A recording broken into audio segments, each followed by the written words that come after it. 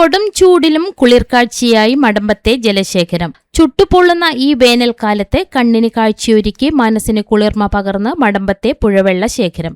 9 kilometre ദൂരം നീണ്ടുകിടക്കുന്നതാണ് ഈ ജലസാന്നിധ്യം. Madampam, Kanhileri, Parakkadavu, ഇരൂട്, Alex Nagar എന്നീ പ്രദേശങ്ങളിൽ താമസിക്കുന്നവർക്ക് ഈ റെഗുലേറ്റർ വന്നതിനു ശേഷം കുടിവെള്ളക്ഷാമം ഉണ്ടായിട്ടില്ല. വേനൽക്കാലത്തും കിണറുകൾ നിറഞ്ഞു കിടക്കുന്നുണ്ട്. ലക്ഷക്കണക്കിന് ഘനയടി ജലം പുഴയിൽ കെട്ടിക്കിടക്കുന്നതിനാൽ വേനൽ ബാധിക്കാത്തവരാണ് ഇവിടെയുള്ളവർ. അതേസമയം ഷട്ടർ അടച്ചതോടെ മടമ്പം റെഗുലേറ്ററിൽ വെള്ളം നിറഞ്ഞു കിടക്കുന്നുണ്ടെങ്കിലും ഫലപ്രദമായി ഉപയോഗിക്കാൻ കഴിയാത്ത സ്ഥിതിയാണുള്ളത്. മലയോരത്തെ ഏറ്റവും വലിയ പദ്ധതികളിൽ ഒന്നാണ് മടമ്പം റെഗുലേറ്റർ കം ബ്രിഡ്ജ്.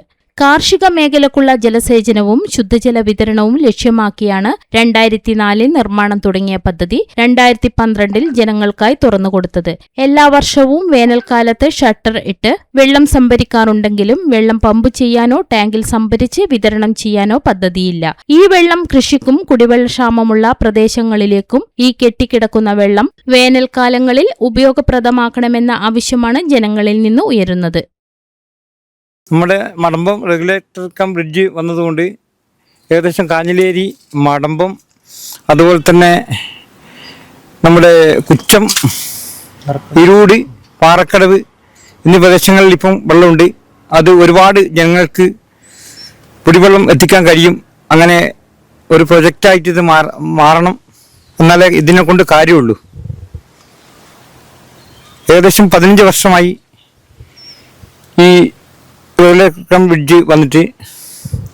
അപ്പോൾ ഒരുപാട് ജനങ്ങൾക്ക് ഇത് ഉപകാരത്തിന് എത്തണം. ഇപ്പോൾ കുറച്ച് വീടുകൾക്ക് മാത്രമേ ഉപകാരത്തിന് എത്തുന്നുള്ളൂ. കുടിവെള്ളക്ഷാമം ഉള്ള ഈ സമയത്ത് ഇത്രയും വെള്ളം കെട്ടിക്കിടക്കുന്നത് ജനങ്ങൾക്ക് ഉപകാരപ്രദമായി മാറ്റണം എന്നാണ് എനിക്ക് പറയാനുള്ളത്. കാഞ്ഞിലേരി പ്രദേശങ്ങളിൽ ഒരുപാട് വയലുകളുള്ള പ്രദേശമാണ് കാഞ്ഞിലേരി.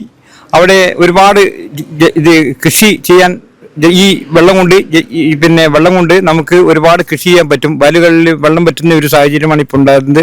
അതുകൊണ്ട് ഇപ്പോഴുള്ള കൃഷിക്ക് 2 ചെരിക്കോട്, അതുപോലെ തന്നെ ഒരുപാട് ചെരിക്കോട് വയലും ഇതുപോലെ കിടപ്പാണ്. വെള്ളത്തിൻ്റെ ക്ഷാമമുണ്ട്. അതുകൊണ്ട് ഈ വെള്ളം ഒരുപാട് കൃഷി മേഖലയിലേക്ക് തിരിച്ചു വിട്ടാൽ നമുക്ക് ഒരുപാട് കൃഷി ചെയ്യാൻ പറ്റും എന്നാണ് എനിക്ക് പറയുന്നത്.